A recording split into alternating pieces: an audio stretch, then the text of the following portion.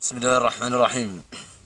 نحن شباب التغيير بمخيمات تندوف جنوب الجزائر نعلن للرأي العام الصحراوي عن تضامننا المطلق مع اللاجئ الصحراوي القيلاني ومراحل الذي تم اختطافه من طرف الميليشيات التابعة لقيادة البوليساريو فجر 19 يونيو 2014، حيث عمدت هذه الميليشيات المسخرة المكونة من أكثر من 30 عنصرا إلى مداهمة منزله ليلا والاعتداء عليه على زوجته بالضرب والرفس في مشهد مأساوي لن يقف عند هذا الحد، بل تمادوا أكثر من ذلك وخرجوا وكسروا جميع أثاث المنزل.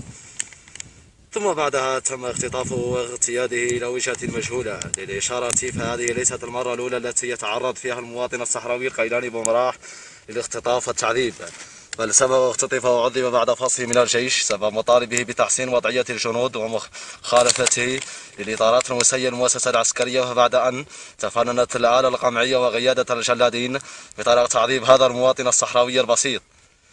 أصيب بعدها بأمراض مزمنة نحذر منها بوصفير والالتهاب المفاصل.